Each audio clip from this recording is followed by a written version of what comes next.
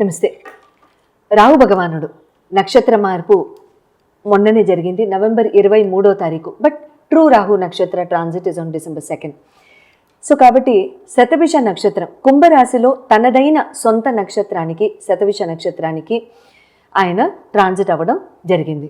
అయితే పూర్వభాద్ర నుంచి శతభిషానికి వచ్చిన రాహు భగవానుడు ఏ రాశుల వారికి ఏ రకంగా రిజల్ట్స్ ఇస్తారు అనేది మనం తెలుసుకుందాం.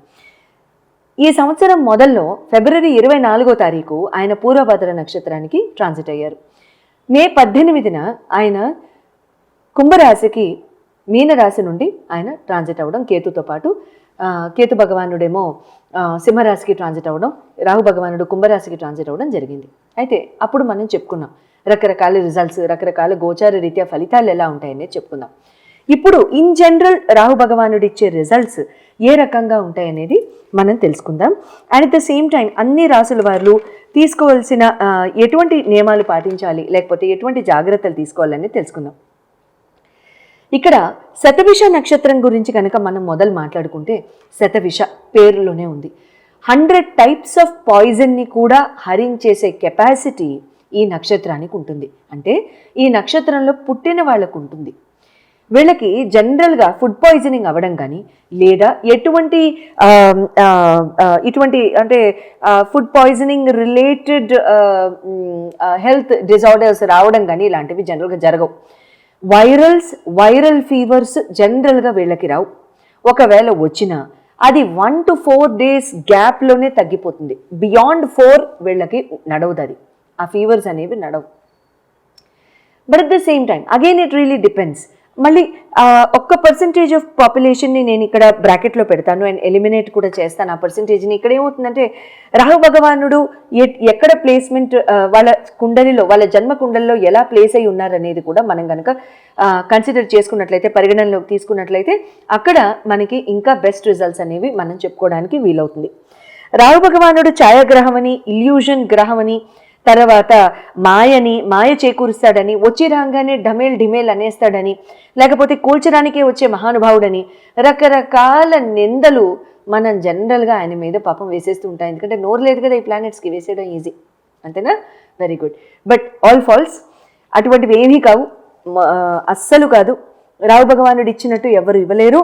రాహు భగవానుడు అంటే హిందీలో ఒక సామెత కూడా ఉంది, చప్పటి ఫాడికే దేనాతో రాహుకి ఆగి కోయినే కర్ సక్తా అని. అంటే so రంక్ say Raja, Raja to రంక్, నేను చాలాసార్లు కూడా చెప్పాను అది.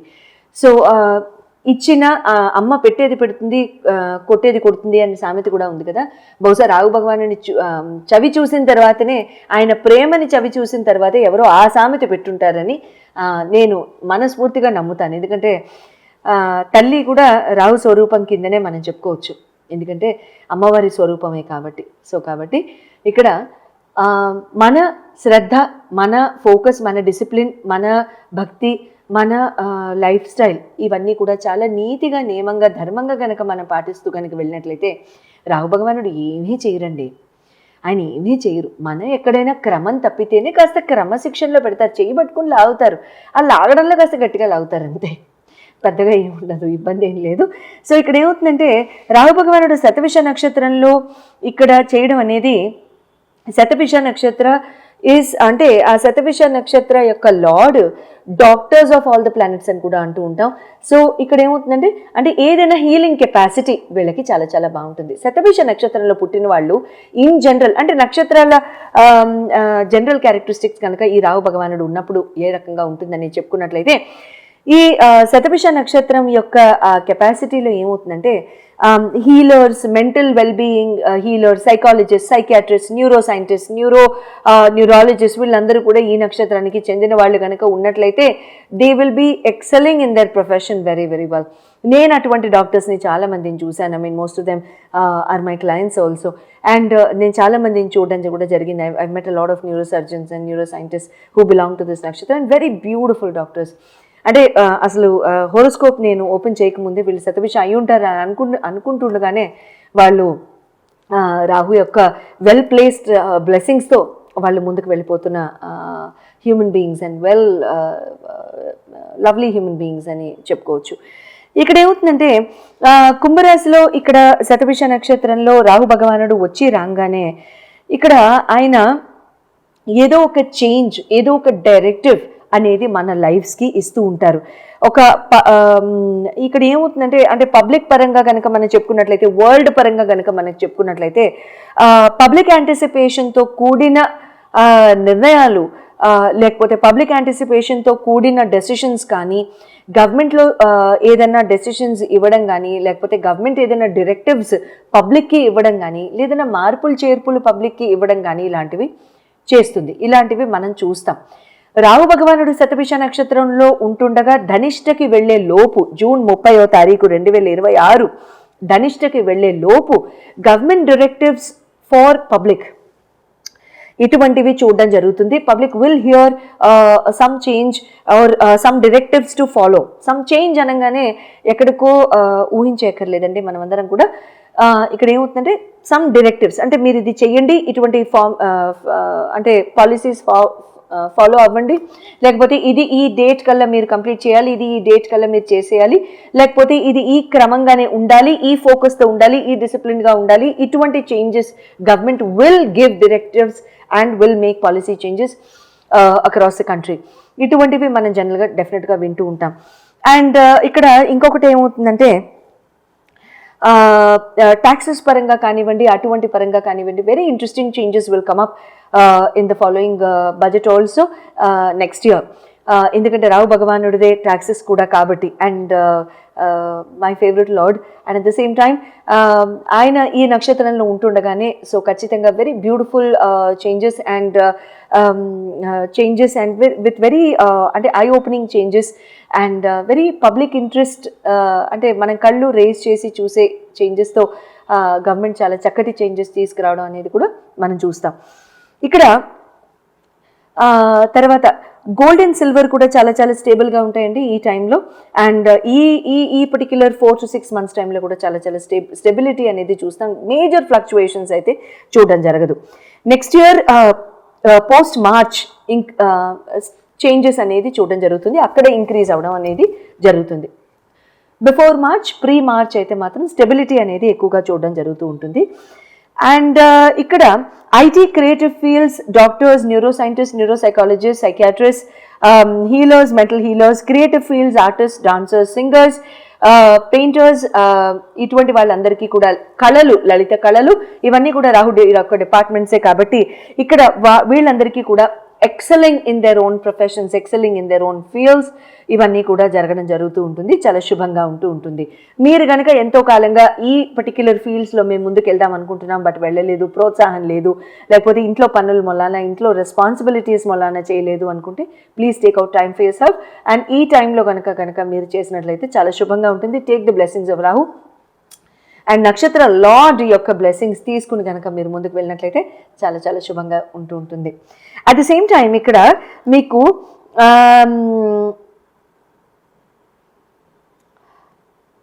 ఏదైనా కాంపిటీషన్స్లో పార్టిసిపేట్ చేయాలనుకున్నా, లేకపోతే ఏదైనా ఆర్ట్ ఫామ్స్ ఏదైనా చేయాలనుకున్నా, లేకపోతే స్కిల్డ్ లేబర్కి మీరు ఏదైనా ప్రోత్సాహం ఇద్దామని మీరు ఏదైనా చేద్దామనుకున్నా, అటువంటివన్నీ కూడా మీరు ముందుకు వెళ్ళి చక్కగా చేయడానికి ట్రై చేయండి. శుభంగా ఉంటుంటుంది. Please support the tribes and please support the skilled workers. ఎందుకంటే మీరు ఏదైనా కొనుక్కునేటప్పుడు ప్లీజ్, నేను ఈ ఇయర్ స్టార్టింగ్లోనే చెప్పాను, try and support skills men. ఎందుకంటే వాళ్ళ ఆ స్కిల్స్ కనుక హరించకపోతే we will not be able to get them back. ఎందుకంటే మీరు నేను కూర్చుని బహుశా మీరు ఏమైనా చేయగలరేమో, I'm not that creative, so నేనైతే చేయలేను. సో వాళ్ళ అదే సారీ ఆర్ అదే work or anything like that, try and get it from the skills person. And అంటే మనం పక్కనే ఉందనో, లేకపోతే ఏదైనా షాప్లోకి వెళ్ళో, స్టోర్లోకి వెళ్ళో కొనుక్కునే బదులు అటువంటివి వాళ్ళని సపోర్ట్ చేస్తే they will feel motivated and they will continue, and generations కూడా ముందుకు వస్తూ ఉంటాయి. And at the same time ఇక్కడ షేర్ మార్కెట్, స్పెక్యులేషన్, ట్రేడింగ్, ఆ డిపార్ట్మెంట్స్ కనుక చూసుకున్నట్లయితే they will do very good. Excitement చాలా చాలా బిల్డప్ అవుతుంది. క్రౌడ్లో కూడా, పాపులేషన్లో కూడా ఎక్సైట్మెంట్ చాలా బాగుంటుంది. Speculation in terms of trade market, stocks and ఆ పర్టిక్యులర్ సెగ్మెంట్ ఆఫ్ బిజినెస్, అవన్నీ కూడా చాలా చాలా రాణిస్తాయి. And there will be a huge rush and huge anxiety in terms of the fluctuation also. Public will talk a lot during this time before 30th of June. ఇది overall నేను చెప్పింది. So enjoy your time in Rahu transiting through Shatabhisha నక్షత్ర. And చాలా మంది ఇంట్రెస్ట్గా చాలా creative ఫీల్డ్స్లో పాల్గొనడం కానివ్వండి, స్కిల్డ్ వర్క్ నేర్చుకోవడం కానివ్వండి, ఇలాంటివి చేస్తారు. సో నేను చెప్పిన ఈ సెగ్మెంట్స్ అన్ని కూడా టచ్ చేయడానికి ట్రై చేయండి. ఇటువంటి ఆస్పెక్ట్స్లో మీరు ఒకవేళ స్పెక్యులేషన్ బాగుంది, ట్రేడ్ మార్కెట్లో బాగుంది అని అనుకున్నట్లయితే మీ రాశికి ఎలా ఉంది అనేది, మీ జన్మ గోచార రీత్యా రాహు ఎక్కడున్నారు అనేది, మీ లగ్న రీత్యా ఎక్కడ ఉన్నారు అనేది మీరు చెప్పించుకోదలుచుకుంటే అప్పుడు ఆ తర్వాత ఇన్వెస్ట్మెంట్స్కి వెళ్ళడం మంచిది. ఎందుకంటే ఓవరాల్ జనరల్ పర్స్పెక్టివ్తో చెప్తాం కాబట్టి. So 12% of the population in general in the world will come under the same రాశి. కాబట్టి వాళ్ళందరూ కూడా స్పీడ్గా ఆ పర్టికులర్ నిర్ణయం తీసుకోకుండా ఇక్కడ మన జన్మ కుండలి ప్రకారం సే ఫర్ ఎగ్జాంపుల్ మనం అది చేయొచ్చా అనేది మనం విశ్లేషించి మనం చూపించుకున్నట్లయితే మంచి జరుగుతుంది. కాబట్టి స్క్రీన్ మీద డిస్ప్లే చేయబడ్డ నంబర్స్కి కాల్ చేసి మీరు చెప్పించుకోవచ్చు. సో తదుపరి తర్వాత మీరు ఈ పర్టికులర్ సెగ్మెంట్స్ అన్నిటిలో కూడా మీకు కావాల్సిన డెసిషన్స్ అనేది తీసుకోవచ్చు. మిథున్ రాశి వారికి రాహు యొక్క శతభిష నక్షత్రం యొక్క గోచారం ఎలా ఉంటుందో తెలుసుకుందామా మరి. అయితే ఇక్కడ మిథున్ రాశి వారికి ఫస్టే కొంచెం ఈ పాయింట్ చెప్పాల్సిన అవసరం వస్తుందండి. ట్రస్ట్ అనేది, ట్రస్ట్ ఫ్యాక్టర్, చీటింగ్ వీటికి లోన్ అవుతూ ఉంటారు, డిసీట్కి లోన్ అవుతూ ఉంటారు, మోసంకి లోన్ అవుతూ ఉంటారు. ఫ్రెండ్స్ అనుకున్న వాళ్ళు మోసం చేస్తారు, ఓన్ సర్కిల్లోనే మోసం చేస్తారు. మనసు బాధపడే విషయాలు ఎన్నో జరుగుతాయి ఈ టైంలో. Before 30th of June long journeys ఎక్కువగా జరుగుతూ ఉంటాయి, క్యాంపులు ఎక్కువగా ఉంటూ ఉంటాయి. మెంటల్ స్ట్రెంగ్త్ చాలా తగ్గిపోతూ ఉంటుంది. మెంటల్ స్ట్రెంగ్త్ బాగా గ్యాదర్ చేయండి. తర్వాత ఇక్కడ ఆరోగెన్స్ అనేది చాలా ఎక్కువగా ఉంటూ ఉంటుంది. అన్నీ నాకే తెలుసు, ఇన్నాళ్ళ ఎక్స్పీరియన్స్, ఇన్నాళ్ళ నాలెడ్జ్ కదా అన్నట్టుగా మనం ప్రవర్తించడానికి అవకాశం ఉంటూ ఉంటుంది. బట్ అదే నాలెడ్జ్, అదే టాలెంట్తో మనం ప్రతిరోజు ముందుకు వెళ్ళలేం కదా. There is something called is change, there is something called is upgradation, there is something called is unlearning and learning. So అటువంటి ఫ్యాక్టర్స్ కనుక తీసుకున్నట్లయితే ఇక్కడ మిథున్ రాశి please be very careful. And మీరు చాలా నేర్చుకున్నది అన్లర్న్ చేసి కొత్తది నేర్చుకోవడం, కొత్తది ఆస్వాదన చేయడం, సబ్జెక్ట్ పరంగా ఓవర్ కాన్ఫిడెన్స్ లేకుండా ఉండడం అనేది చాలా మంచిది. అది పెద్దవాళ్ళ ఎక్స్పీరియన్స్ లేని వాళ్ళ ఈ generation, next generation, X generation అనేది పక్కన పెట్టేస్తే ఇప్పుడు వాళ్ళ పర్స్పెక్టివ్, వాళ్ళు they will come with fresh perspective. కాబట్టి అటువంటి వాళ్ళ దగ్గర నుంచి మనం నేర్చుకోవడం అనేది చాలా మంచిది. ఇక్కడ ఏమవుతుందంటే మీరు లెర్నింగ్ని ఎంత నేర్చుకుంటున్నారు అనేది మీరు అది లెక్క పెట్టుకోవాలి, కానీ ఇంకా మిగతావి ఏమీ కూడా ఉండకూడదు. సో మిస్ట్రస్ట్, డిసీట్, మోసాలు ఇటువంటి వాటికి గురవకండి. ఇది చాలా ఇంపార్టెంట్ టిప్. మీకు నాలెడ్జ్ అనేది ఎప్పుడు కూడా మీరు నేర్చుకుంటూ ఉండాలి. అండ్ మెంటల్ స్ట్రెంగ్త్ ఎప్పుడు కూడా గెయిన్ చేసుకుంటూ ముందుకు వెళ్తూ ఉండండి. శుభం జరుగుతూ ఉంటుంది. శుభం భూయాత్.